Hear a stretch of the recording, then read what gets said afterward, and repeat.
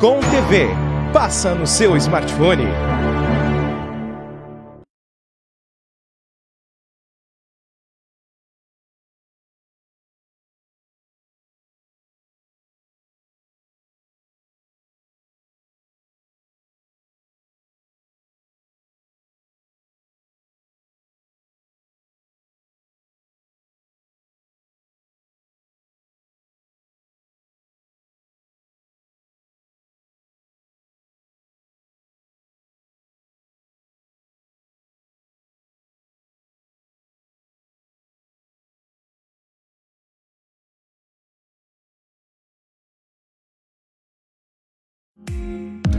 Muito bem, olá você, já estamos com ele, Miguel Brambila. Miguel Brambila, estamos com pequenos problemas técnicos aqui, mas já estamos com a sua imagem, né? O pessoal já está lhe vendo. Quem fala aqui não é Miguel Brambila, é Edinho Soares, que está localizando na configuração da câmera. Mas tudo bem, Miguel, né? Sexta-feira, final de semana, meu irmão, vamos para mais uma edição do nosso Sabe Caxias, by Bitcom.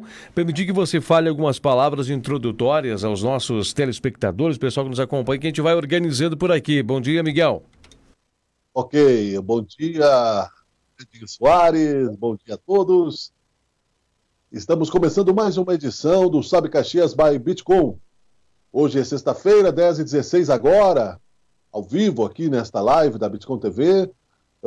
Estamos chegando aí ao meio, né, da primeira semana do mês de agosto, né, e muito rapidamente, apesar das impressões contrárias de muitos, o tempo vem passando. As ansiedades, né, para que nós vençamos esses acontecimentos são muitas, acontecimentos aí de orientação para a nossa vida, né, a pandemia, um fato que entra na história, né, antes e depois da pandemia de 2020, nós todos estaremos falando. Estamos começando mais uma edição do Sabe Caxias by Bitcom.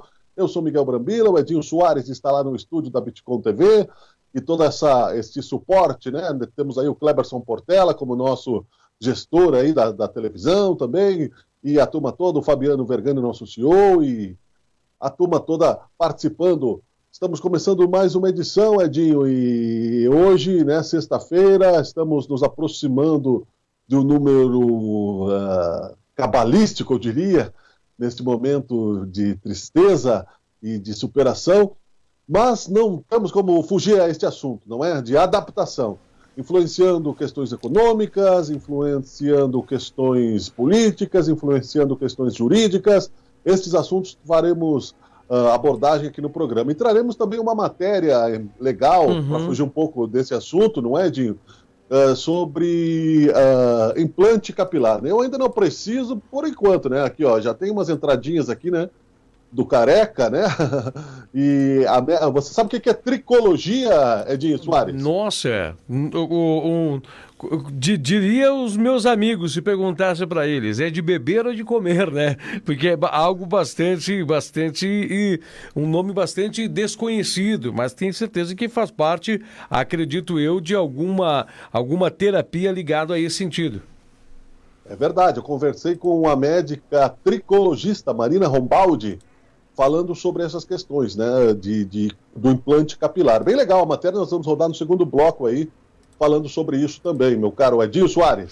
Bacana, eu queria que você aproveitasse, Miguel Brambila, essa oportunidade, 10h18, nós já estamos avançando com nossa programação. Caxias do Sul, mais uma solicitação de apreciação de um processo de impeachment. Claro, a sua admissibilidade pela Câmara de Vereadores. A gente sabe do período que nós estamos vivendo e a gente gostaria que você fizesse umas observações sobre estes pontos. Claro que tem diversos aspectos, né? Ninguém está tirando as observações da legalidade de tudo isso, dos passos, mas também do propositivo, que pode ser que esteja por trás de tudo isso. Isso é interessante para Caxias do Sul nesse momento? Olha, Edinho, a não ser que o prefeito mate uma pessoa... Nesse momento, faltando aí, nós estamos em agosto, setembro, outubro, novembro, dezembro. As eleições são em novembro, faltam 4 meses, né? O pessoal vulgarizou essa questão do impeachment, que acaba sendo negativo para a política. Inclusive, Porto Alegre também está enfrentando uma situação como essa, né? Está sendo votado, vai entrar na Câmara de Vereadores o pedido de impeachment do Marquesan. Olha, é o pessoal que quer aparecer, né? Eu vou me dignar, dar o nome do cidadão aqui, porque em respeito à notícia aqui, né, foi protocolado, né? Deixa eu abrir aqui no WhatsApp que apagou aqui, ó. Protocolado quarto pedido de impeachment do prefeito de Caxias do Sul. O professor, enfermeiro e bacharel em Direito, Júlio César da Silva Soares, protocolou na tarde desta quinta-feira o pedido de impeachment por infrações político-administrativas e crime contra a incolumidade pública, por infração de medida sanitária preventiva contra o prefeito de Caxias do Sul, Flávio Cassina, do PTB, e o vice Eloy Frisso, do PSB. É o quarto pedido de impedimento do chefe do Executivo caxiense. A denúncia aponta que Cassina disse que, em entrevista ao jornal Pioneiro, queria implantar uma nova bandeira de distanciamento controlado para Caxias do Sul, mesmo que essa estivesse em conflito com as determinações sanitárias previstas em decreto estadual, o qual tem força de lei. O documento também aponta que Cassina editou o decreto ilegal número 21091, determinando regras de distanciamento social não permitidas pela norma estadual. O denunciante diz ainda que Cassina cometeu e infringiu o inciso 7º, praticar contra a expressa disposição da lei, ato sua competência ou omitir, blá blá blá. Aqui fala o número do decreto. Segundo a assessoria de imprensa da Prefeitura, Cassina não vai se manifestar sobre o assunto. O documento será apreciado no plenário da próxima sessão ordinária na terça-feira, dia 11. Olha, vamos falar só brevemente sobre isso, porque também não vale tanto destaque assim. Vai achar o que fazer, né, meu amigo? Porque, assim, nós estamos em momento de pandemia.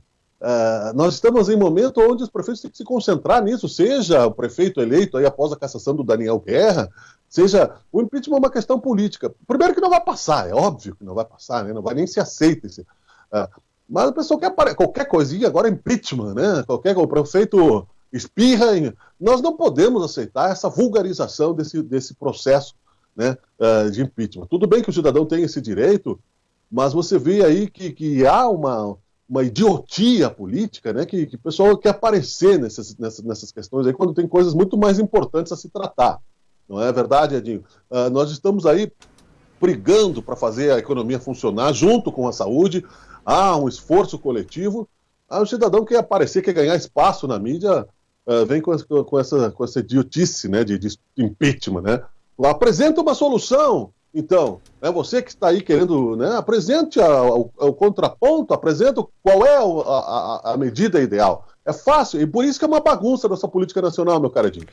Levando nessa visão, Miguel Brambila, né, levando nesse contexto, nessa visão de que é uma jogada de oportunismo político, destacando essa possibilidade, ou observando dentro de um cenário nesse sentido, esse tiro não estaria saindo pela culatra, no sentido, sabe que o efeito buscado não vai voltar ao contrário, porque você mostrou agora nas suas falas uma indignação, pode ser que essa seja a voz de uma grande sociedade, indignação, Miguel.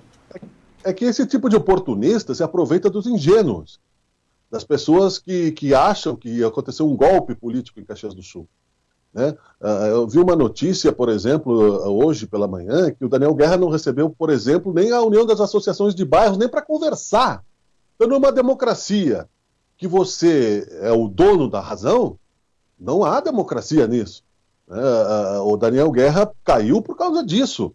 Não é o caso do atual prefeito que termina o seu mandato agora em dezembro. Se fosse o início de mandato, se estivéssemos numa outra realidade, se estes cidadãos, né, esse e outros tantos que ficam aí enchendo o saco, né, da sociedade com essa história do impeachment, né, sem razão, né, se o que houvesse uma razão, tudo bem, mas não tem o que fazer. Sinceramente, não tem o que fazer. Não houve nenhum tipo de infração imprudente nos decretos do prefeito que tenha atendido as pressões da sociedade, buscando andar sobre o fio da navalha. Não estou aqui para defender esse advogado do prefeito, mas eu acho que num momento como esse, né, o pessoal enche o saco com essa história, que esse é o problema da política. E aí os seguidores que não têm aí um aprofundamento político maior caem nessa armadilha, né? É óbvio que não vai nem entrar no debate, né? Não vai nem cair, o requerimento não vai ser, vai ficar mais, né, no folclore.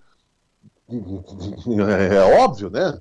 A gente tem que falar isso porque é um fato importante, é uma tentativa, uma pedra, mas esse não é oposição, né? Esse tipo de oposição, impeachment. Né? Isso não é oposição. Oposição se faz com argumentos. Qual é o argumento que se coloca contra? Olha, não gostei do decreto, que nem nós temos falado aqui, não gostei da bandeira, não gostei. Qual é o argumento contrário saudável? Porque quando você critica, apresente uma resposta para isso, apresente um contraponto. Né? O pessoal não apresenta contraponto para isso. E aí vira uma infantilidade, enche o saco, é uma política rasa, Edinho. Uhum. Miguel Brambila, só para destacar a nossa audiência, né? Nós estamos enfrentando, mas tudo bem, isso não tira o mérito do programa. Nós estamos enfrentando um pequeno problema técnico, não consigo habilitar na configuração para mim poder aparecer aí para o pessoal em vídeo também, mas estou aqui no estúdio, estou conversando, é uma voz, né? Não é uma voz do além, é uma voz de... As viúvas do Edinho estarão tristes hoje porque não verão esta beleza, né? Ficarão se divertindo aí com a voz do Edinho Soares, tendo que ver o tio aqui do pavê, como diz a minha filha, né? Feliz Dia dos Pais para você também, Miguel.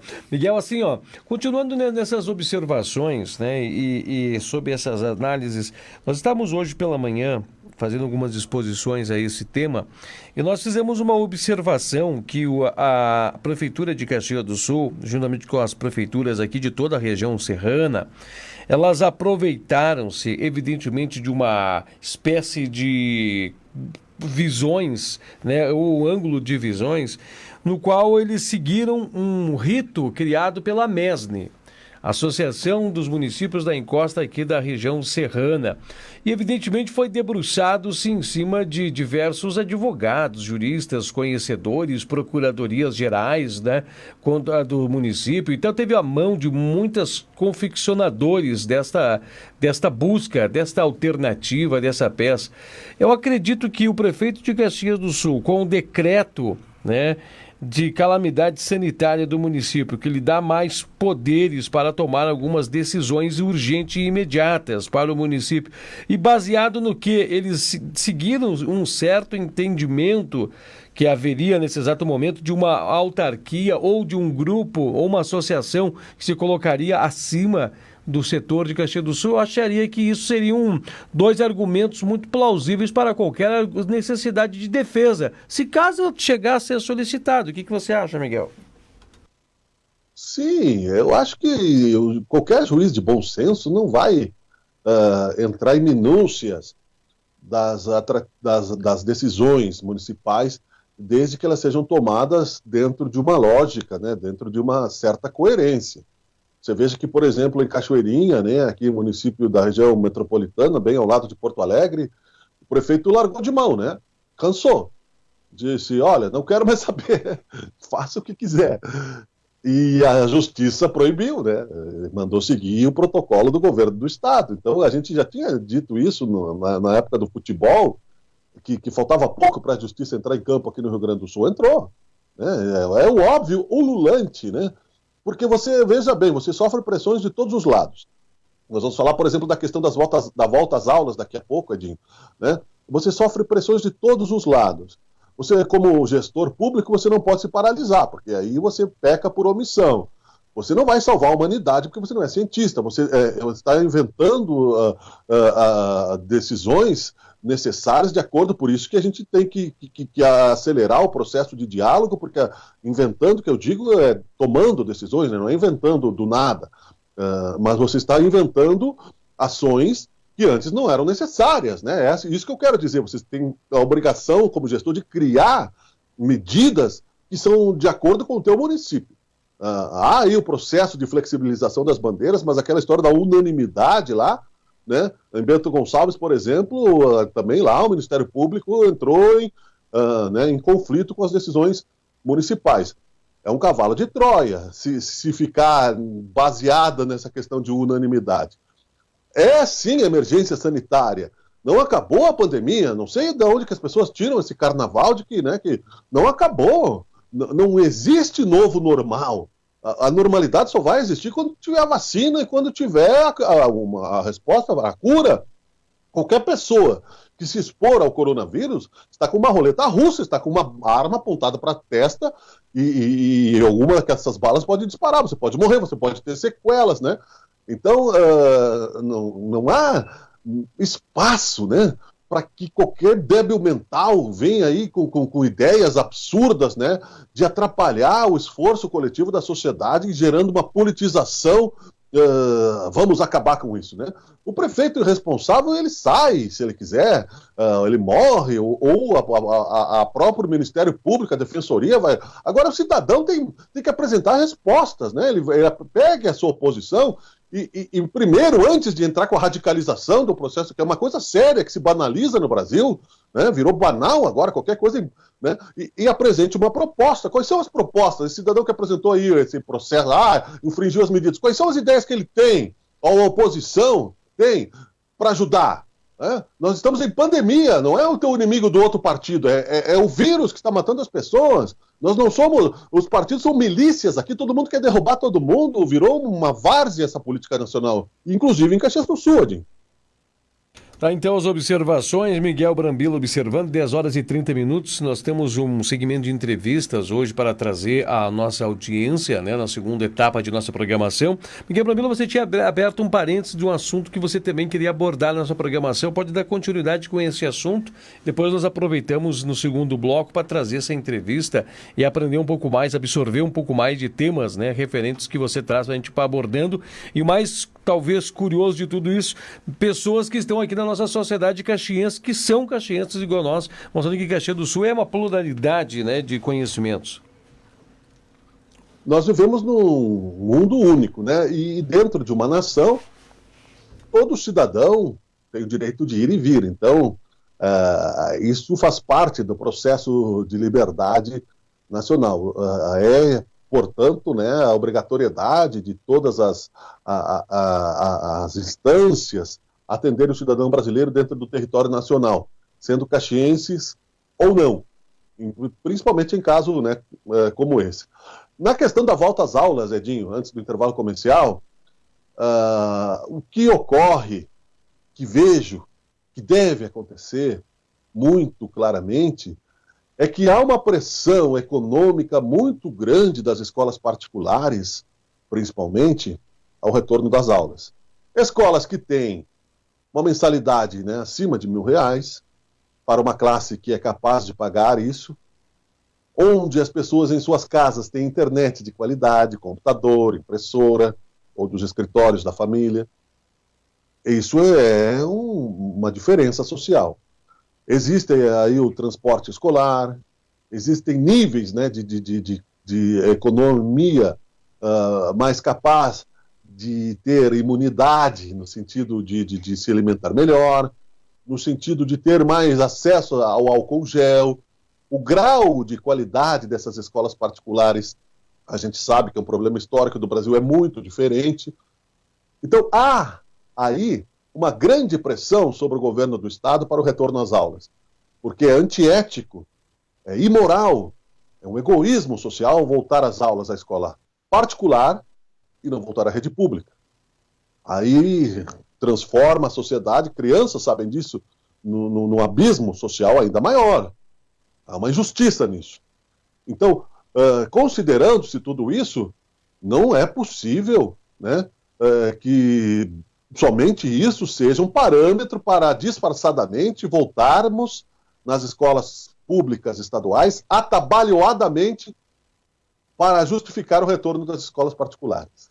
E isso continua prejudicando os alunos das escolas públicas, né? Aceitar as pressões das escolas particulares para voltar às aulas na rede pública é uma enganação. É como nós dissemos. Quais são as escolas que sofreram algum tipo de reforma nesse tempo de pandemia? Os bebedouros, o álcool gel colocado na entrada da escola, quais são os protocolos públicos que já foram apresentados? Não é? De que forma as escolas públicas vão lidar com a pobreza dos seus alunos? Então, este ano, Miguel, particularmente, vejo como pai, é um ano perdido, Edinho, para a escola pública. Miguel, e a escola estadual que fica pressionando, eu te passo a palavra já, creio que não faz sentido isso, Edinho. Não, eu só queria falar um detalhe, Miguel, para corroborar com as citações das escolas. Tem escola que nem a torneira do banheiro desce água para a criança lavar a mão. Não tem nem descarga para puxar. Não tem PPCI. não tem um sistema elétrico totalmente funcionando de forma adequada. Tem escolas que não têm hoje condições de nem receber um cadeirante dentro, porque não há uma rampa de subida de acesso. Então tem muitas dificuldades. Será que estariam preparados para esse novo momento? A preocupação política não é com essas crianças. Me desculpe ser tão rígido nesse sentido, porque sou pai e sei o que está acontecendo nas escolas públicas estaduais. Não é com as crianças da escola pública. Essa tentativa de voltar precipitadamente em meio à onda de ascendente, 1.038 pessoas morreram no Brasil ontem. A bandeira não está nem a meio mastro, né? O presidente disse que nós temos que arrumar um jeito de nos safarmos, né? Porque isso, quem quer se safar é porque é safado, né? Você não faz parte do verbo. O presidente disse: temos que arrumar um jeito de nos safarmos desta pandemia. Então, na minha opinião, o verbo traduz. Quem quer se safar é porque é safado. Porque nós não queremos nos safar, nós queremos resolver a questão coletivamente. Você não pode simplesmente ser insensível com 1.038 mortos num dia, chegando aí amanhã ao número redondo de 100 mil brasileiros que morreram de março para cá. E querer voltar às aulas ali em setembro como se nada tivesse acontecido, como se nós vivêssemos na Alemanha, nos Estados Unidos, vivêssemos na Suécia, né? É pressão econômica para o retorno das aulas das escolas particulares, que é um universo paralelo à realidade brasileira, o que vai descrever, né, uma grande hipocrisia, né? Eu, particularmente, né, como tenho dito, se você tem sugiro que anule-se o ano que vem. Porque vai voltar em setembro, Edinho. Tá? Março, abril, maio, junho, julho. Agora estamos entrando em agosto. 5 meses e meio, quase. Né? Como é que você vai recuperar esses 5 meses e meio? Vai emendar com o outro ano letivo? Vai ficar passando por cima, né, do aprofundamento? Vamos formar mais analfabetos funcionais nas escolas públicas? É isso que um governador do estado quer? É isso? É essa a pressão que se tem para o retorno às aulas? Não é. A pressão é econômica, sim, para quem tem dinheiro para pagar as escolas particulares. Então, por que as escolas particulares têm que apresentar para o governo do estado um programa de suporte à rede pública estadual? Um programa, não. Nós vamos fazer um mutirão junto com o governo do estado para arrumar as escolas estaduais, né? Para que haja uma isonomia social mais próxima da realidade de um mundo justo. Não aprofundar este espaço entre o pobre e o rico, que é o que vai acontecer se voltarmos em setembro às aulas. Está aí as colocações de Miguel Brambila fazendo observações e, pior de tudo, que está se encaminhando cada vez mais. Há um desenho nesse sentido. Inclusive, estão falando sobre a possibilidade da realização dos desfiles cívicos do dia 7 de setembro também. Já há deliberações com este sentido. Parece que setembro abre uma outra janela no cenário nacional ou a perspectiva de uma outra janela. Miguel Brambila, 10h38, vamos ao fechamento. Faz o fechamento e vamos ao intervalo para depois trazer a reportagem. Fique à vontade.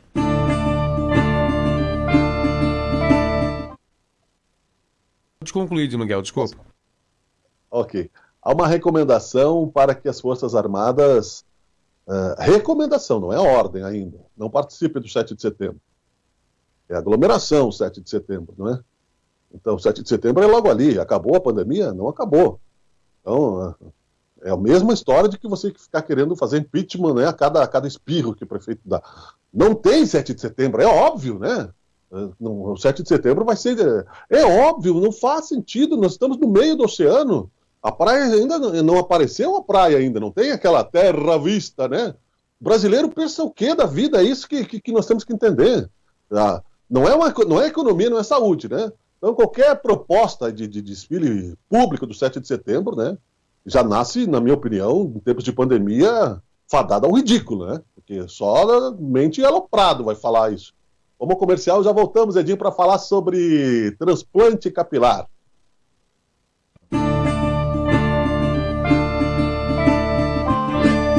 Não importa o que aconteça, você tem sua moto, você tem a Maremoto. Quando precisar tomar ar, dar um rolê, relaxar, trabalhar, você tem a sua moto, você tem a Maremoto. Na Maremoto Center você encontra tudo o que precisa para a sua moto. Revisões, manutenções, equipamentos, acessórios.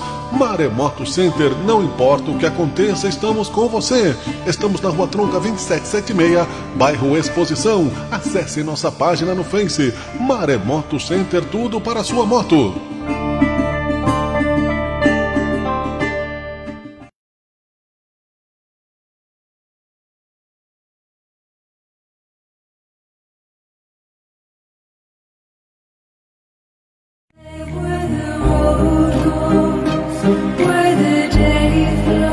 Os tempos parecem difíceis, mas acredite, vai passar. Mantenha a alegria, mantenha o amor, mantenha o carinho, mantenha a esperança. Agrícola Juriti, rações, mimos e acessórios pet. Venha para a Agrícola Juriti, Rua Sinimbu 2440, 3204-1295, São Pelegrino. Agrícola Juriti, acreditamos num mundo melhor.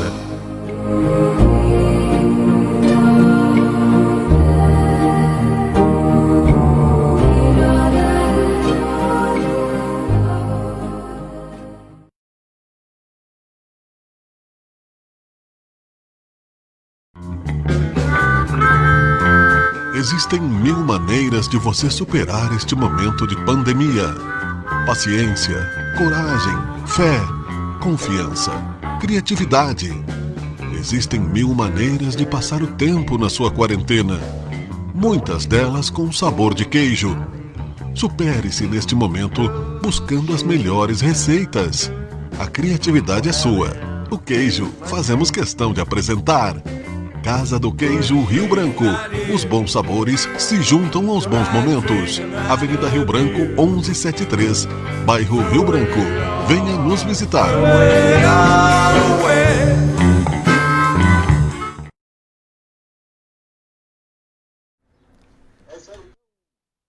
Meu amigo Rio Soares e o nosso público, voltamos a apresentar o Sabe Caxias by Bitcoin.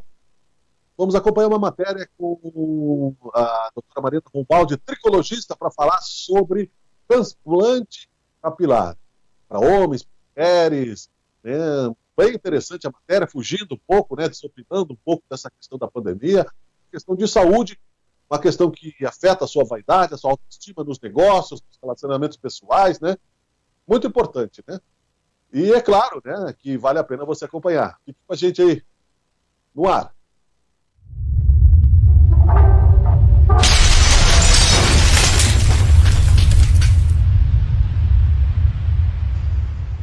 Alô, amigos, tudo bem? Um prazer sempre, né, trazer novos assuntos aqui no Sabe Caxias by Bitcoin.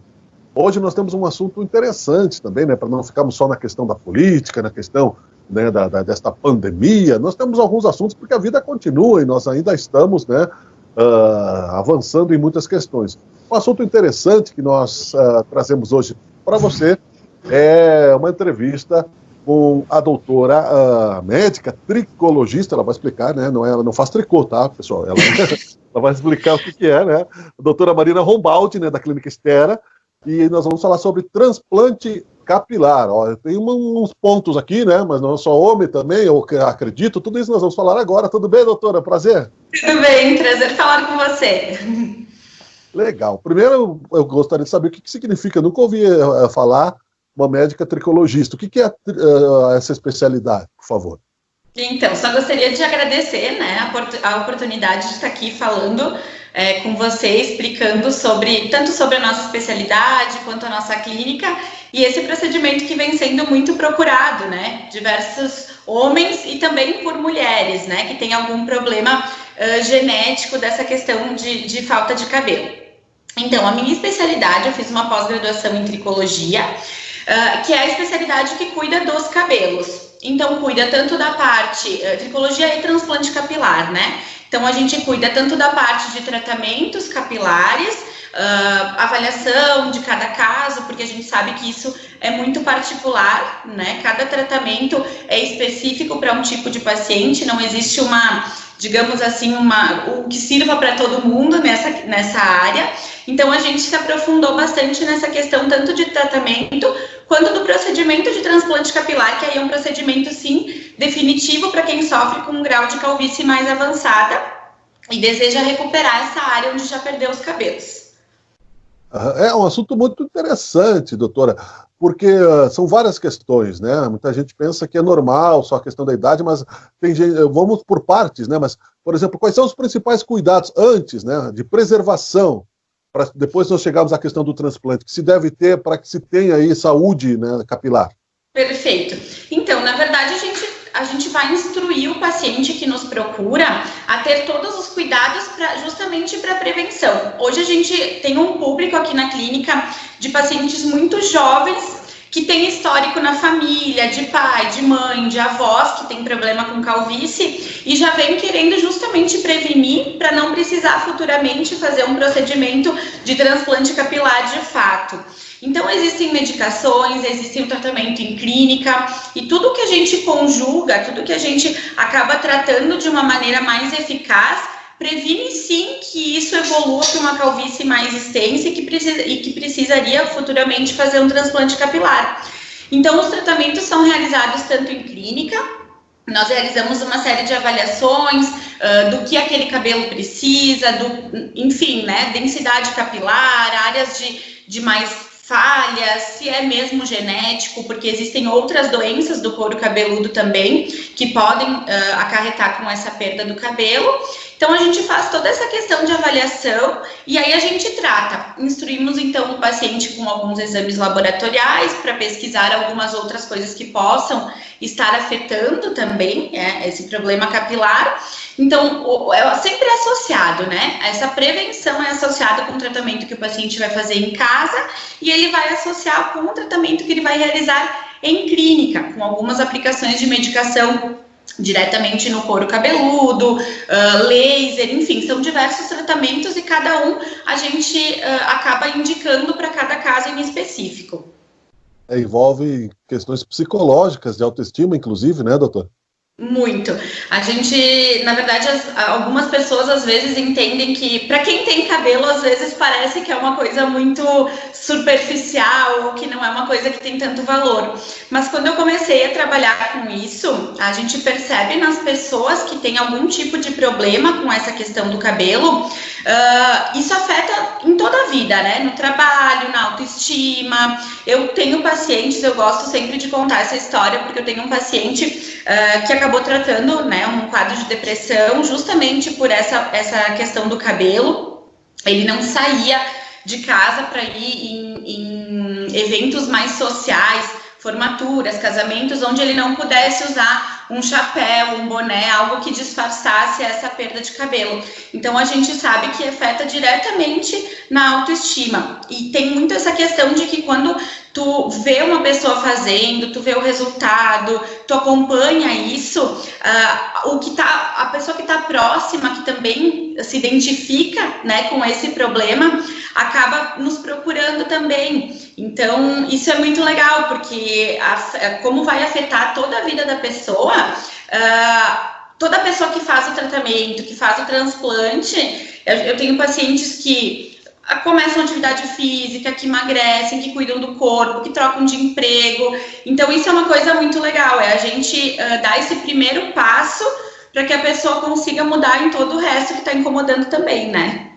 É uma quebra de paradigmas, né? Antigamente, o esforço de autoestima se dizia que era dos carecas que elas gostam mais, doutora. Isso é muito falado, mas acho que não é muito por aí, viu? Ainda mais que agora a gente tem tanta opção de tratamento, né? Verdade. As causas, além da genética de perda de cabelo, quais são, doutor? É diferente entre homens e mulheres, a questão das tinturas, né? Hoje é mais comum até que homens também utilizem a tintura. Antigamente se utilizava, mas não tanto quanto hoje, homens. As mulheres sempre, né? Quais são, além das causas genéticas, o que a senhora aponta como queda de cabelo? Isso, perfeito. Então, na verdade, a gente sempre investiga algo que possa ter como inflamação secundária, alguma alteração hormonal, que aí são coisas bem mais específicas e são mais comuns até nas mulheres do que nos homens. Mas a causa de tratamento em si, às vezes tem um fator desencadeante para a pessoa começar a perder cabelo. Isso pode ser pós-cirúrgico, pode ser por estresse. Então, essa fase que a gente está vivendo, nós temos muitos pacientes que nos procuram. Então, às vezes, o estresse vai causar uma queda de cabelo um tempo depois do fato, pode ser alguma perda ou, enfim, né? Cada um tem os seus problemas, digamos assim. Mas existem diversos motivos, né? Algumas coisas mais orgânicas, que então seria essa questão mais hormonal, questão de alguma disfunção do próprio organismo, e existem algumas outras que podem ser ligadas ao que a tua rotina, né? Então, o estresse pós-cirúrgico é muito comum também. As mulheres pós-gravidez costumam perder bastante cabelo, ter bastante queda.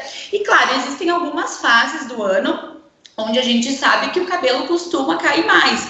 Normalmente nessa fase de outono, né, os primeiros meses do ano, aí no pós-verão, também a gente tem alguns quadros que vão, digamos assim, precipitar uma queda de cabelo mais intensa, mas que é totalmente reversível, né? Então, claro, às vezes fica difícil a gente diagnosticar exatamente a causa que está fazendo aquele paciente perder muito cabelo naquele momento, né?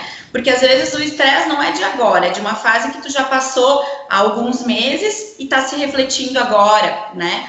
Então, às vezes a gente encontra, mas normalmente são várias causas. Dificilmente é só uma coisa, né? É uma coisa que vai levando a outra. Na medicina, né, não se pode, cada paciente é um caso à parte, né? Não é uma ciência exata, né? Não adianta a gente tratar todo mundo igual, porque não vai dar certo. Esse processo de transplante capilar, como funciona? Então, aqui na clínica a gente realiza o procedimento de transplante capilar com o método FUE, F-U-E, né, para quem quiser pesquisar. Então, é um método que fica um resultado 100% natural, não deixa a cicatriz linear. Não sei se o pessoal que nos ouve, acho que já deve ter visto alguns pacientes que ficam com a cicatriz na região posterior, que tiram uma área maior de cabelo para depois implantar. Então, esse método que a gente realiza é diferente, ele é um método extremamente artesanal, é um método, sim, mais demorado. A cada procedimento que a gente faz leva em torno de 8 até 12 horas de procedimento. Então, a gente realiza a extração das unidades foliculares da região doadora, que são sempre as laterais e região posterior, né? Eu costumo sempre explicar para os pacientes, a gente nunca viu uma pessoa totalmente calva que não tenha cabelo nas laterais e região posterior, porque a área que tem tendência a ter essa alteração genética é a região de cima, né? A região da frente até a coroa, digamos assim. Então, a gente faz a extração das unidades foliculares das regiões e depois implanta um por um na região de cima. Então, esse método não vai deixar a cicatriz linear e confere esse resultado extremamente natural, porque a gente consegue fazer uma densidade como se fosse o cabelo normal do paciente.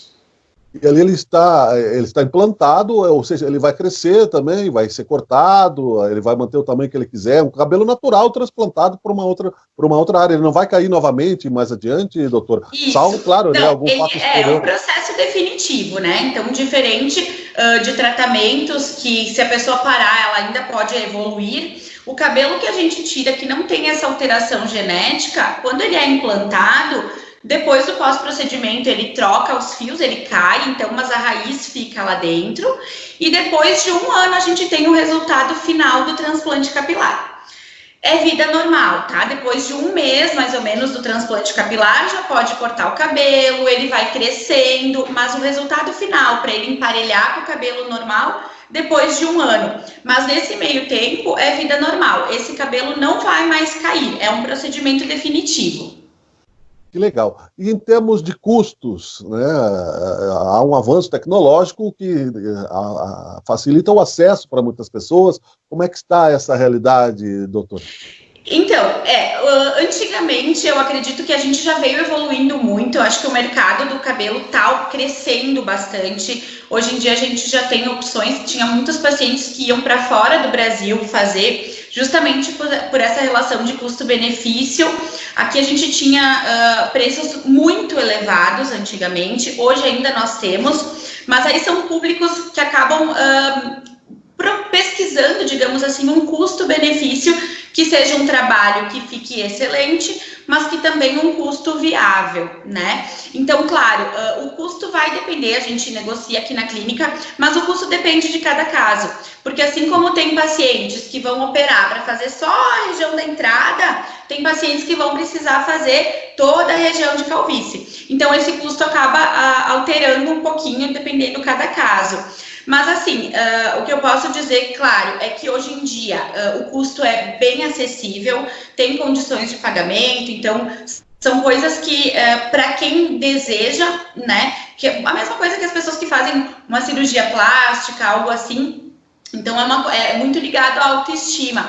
Então a gente vê muito valor no nosso trabalho, né, então a gente tenta mostrar para os nossos pacientes que o custo, o custo em reais do procedimento, digamos assim, está ligado a um valor maior, de um bom resultado, um bom acompanhamento. Então, isso acaba se tornando muito, digamos assim, viável para o paciente e não se torna o paciente que seja um custo caro, porque sabe que é um processo trabalhoso e que depende de vários fatores. Então, a gente acaba orientando o paciente, a gente acompanha esse paciente um ano e meio, então tudo isso acaba gerando um valor muito grande para esse procedimento.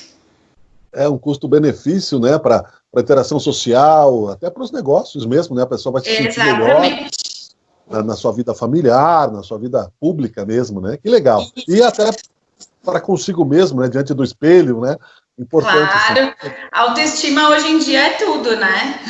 É verdade. Legal. Eu acho que as dúvidas principais, uma última questão que eu gostaria para encaminharmos à conclusão, né? Nós conversamos aqui com a médica tricologista Marina Elisa, que o nome da minha filha é Júlia Elisa, né? Então, não esqueci. Que legal! Belo é difícil nome, né? ter assim como segundo nome, né? Marina Elisa Rombaldi, sobre essa questão aí do transplante capilar. O procedimento, ele era laboratorial, hospitalar, e onde é que nós encontramos aí os interessados, né, que quiserem entrar em contato com a clínica, como fazem, doutor? Perfeito. Então, a gente realiza o procedimento em clínica, tá? É um procedimento minimamente invasivo. É necessário a avaliação antes para ver se a indicação realmente é um tratamento capilar ou um transplante. Então, eu realizo a avaliação aqui em clínica, né? A gente realiza toda a avaliação de densidade capilar, do que é possível fazer para esse caso, né? Cada caso de cada paciente. Então, nós realizamos a avaliação pessoalmente, né, aqui na clínica, avaliação médica. A clínica fica aqui no bairro Panassolo, tá, no edifício Independência Boulevard. Nós temos o nosso Instagram, Clínica Estera, tem o meu também, que é doutora Marina Rombaldi. E aí os telefones de contato, site, tem bastante informação. Nós temos as nossas redes sociais com bastante vídeos, fotos, um conteúdo bem informativo, né, porque eu acho que todo mundo é muito engraçado, porque quem pesquisa muito sobre isso, então é importante sim pesquisar, né? E a gente tem um conteúdo bem vasto no nossas redes sociais para quem tiver interesse nesse assunto e quem quiser nos contatar também.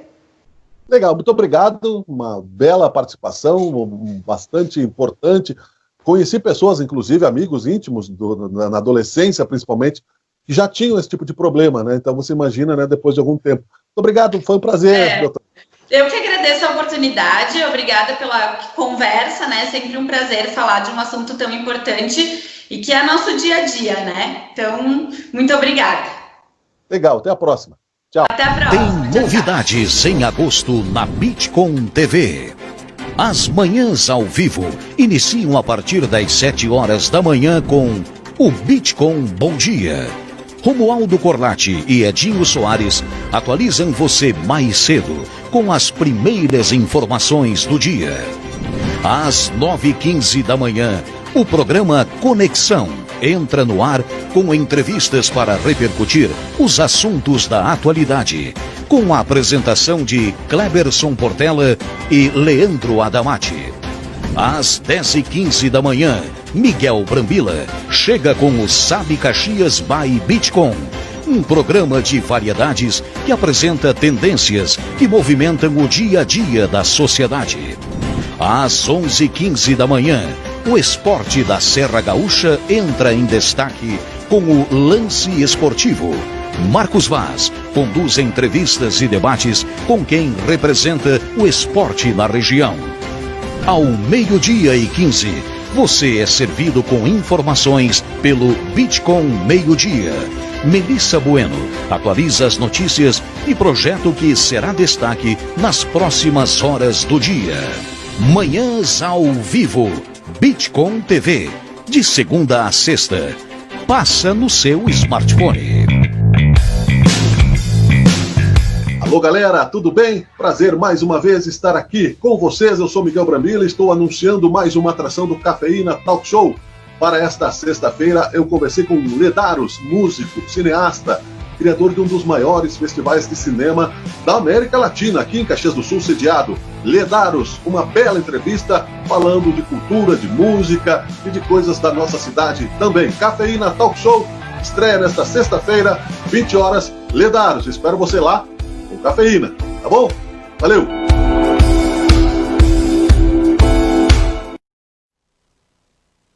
É isso aí então, amigos. Edinho Soares, um grande abraço. Estamos chegando ao final de mais uma edição, né? Prazer, um bom final de semana, Edinho. Bom final de semana e acho que para fechar com chave de ouro, gostaria tanto de aparecer em vídeo, mas vai em voz mesmo. Feliz Dia dos Pais a ti, meu irmão. Eu sei do grande pai que és. Eu sei do íntimo, né, da grande força que você faz, da missão. Inclusive, além do pai coruja, é um pai defensor. Né? Um pai defensor muito da integridade e da moralidade, um grande batalhador das causas da sua filha. Parabéns, meu irmãozão. Siga assim desse teu caminhar. A tua família vê o orgulho que tu tens pelos teus filhos. Grande sucesso para ti, meu irmão. Feliz Dia dos Pais a ti. Obrigado para você também, que é pai, não é? E tenho certeza que também comunga da mesma expressão, da maneira como se traduz aí, né, essa expressão de amor que você também transmite dos teus filhos. E a todos os pais, né? Sejam as mães que são pais também, né? E aos pais que estiveram ausentes, aproveitem a oportunidade da reaproximação, porque o tempo passa rápido. Aqueles que cumpriram o seu dever sejam homenageados também. A todos aqueles que precisam aí de mais amor, mais proximidade aos filhos, lembrem os seus pais onde quer que eles estejam, né, neste plano ou no outro plano, e que o nosso Pai Maior, nosso querido Deus, né, nos auxilie, porque nem tudo são coisas materiais, né, a vida vai além, né, dessas questões físicas também. O amor nos una, né? Feliz Dia dos Pais a todos, um bom final de semana. Sabe, Caxias volta segunda-feira, às 10h15 da manhã, com mais assuntos de seu interesse. Tchau, muito obrigado, valeu!